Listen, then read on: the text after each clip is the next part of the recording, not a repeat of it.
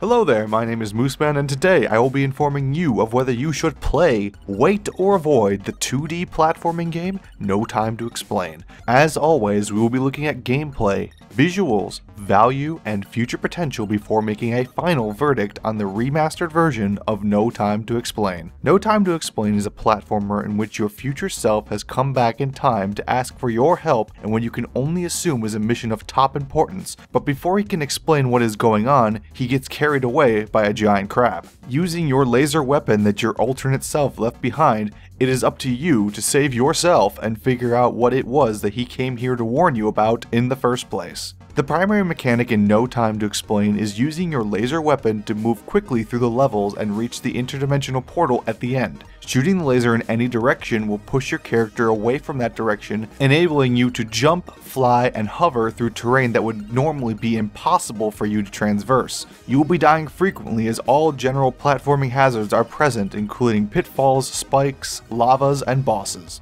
No Time to Explain is a game that originally started as a simple Flash game on Newgrounds back in 2011. After the massive success of the Flash version of the game, Tiny Build Games was formed to create a full-feature version of the game, which released in 2013 on Steam after a successful Kickstarter. However, the game was mired in technical difficulties revolving around how Flash games played on Windows 8, and so the Remastered edition was created, which would fix existing problems by remaking the game in the Unity engine and adding extra features to the game such as controller support, reworked visuals, a reworked soundtrack, and remaking of some of the bosses, and an addition of local multiplayer.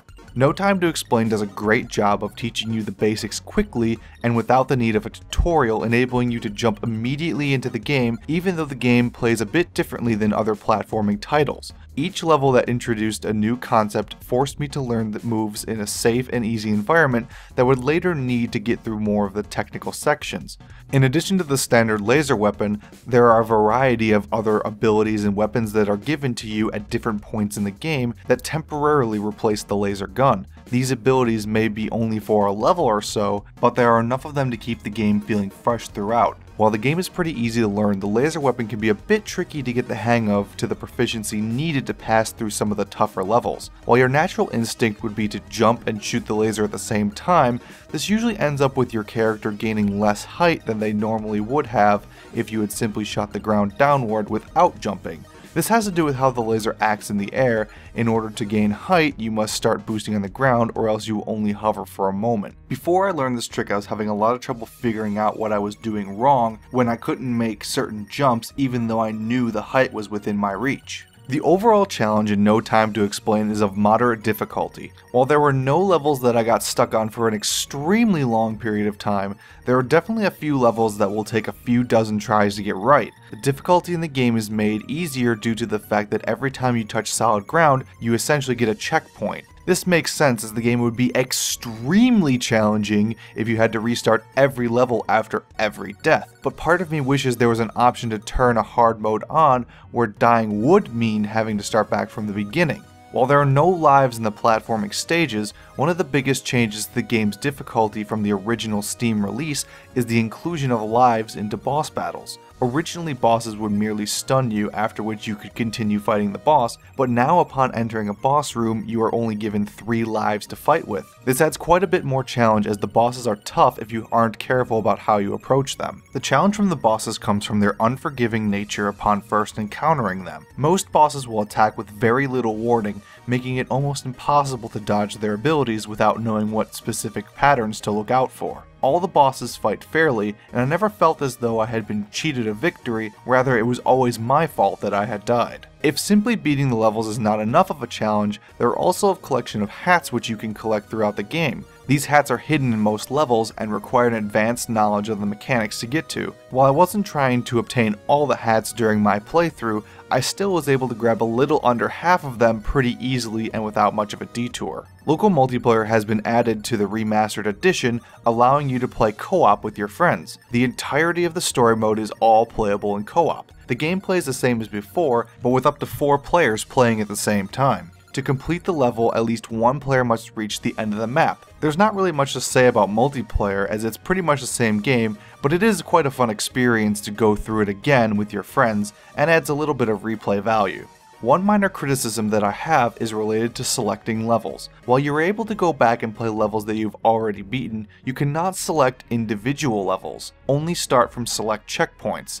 This is a tad bit annoying if you want to show off or practice a specific level, as you will have to go through the other levels in the set before you can play the one that you actually want to. While the visuals have been reworked to add more effects using the Unity engine, the game still maintains the Flash-style graphics of its original Newgrounds version. This style is okay, and I understand the point in keeping with the roots and the aesthetic of the original game, but that doesn't keep it from looking a bit aged when compared to other modern platforming titles. The story, while short, is absolutely insane. After a single playthrough, I still don't think I understood most of what was going on, but essentially you have to keep traveling between alternate dimensions, living as and interacting with your alternate universe selves. Alternate universes start off being only slightly different from the original, but things get much crazier and much weirder quickly. While I won't spoil any of the specifics, just know that the story definitely adds to the feeling of the game immensely and is a major part of why I enjoyed my playthrough of No Time to Explain so much. The game is priced at $15 on Steam and Xbox One.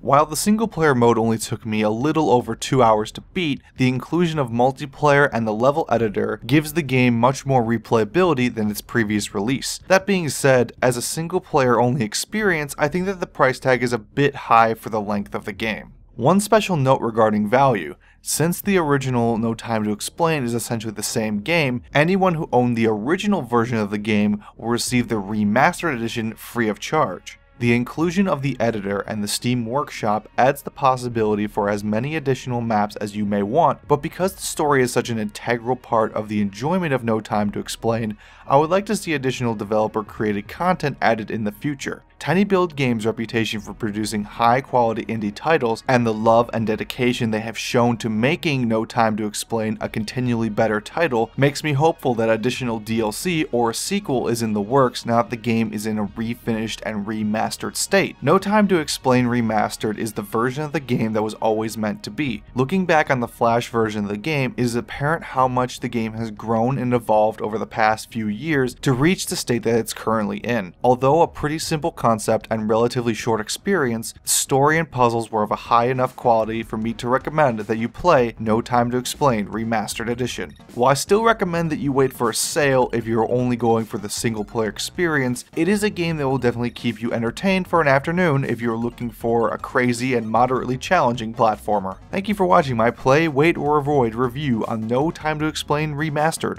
If you would like to buy the game, a link to the Steam store page is in the description below. Also, I've added a link to the free-to-play original version on Newgrounds as well, and while this version is no substitute for the remastered version, I recommend you check it out if you're still unsure about your purchase. Don't forget to subscribe and check out my channel for more reviews and video game commentary, such as my review of LEGO Worlds, an open-world creation game by LEGO in which you can build, collect, and explore the LEGO universe in an open-world environment, or my review of Ironcast, a mech combat match 3 roguelike set in the 19th century Europe.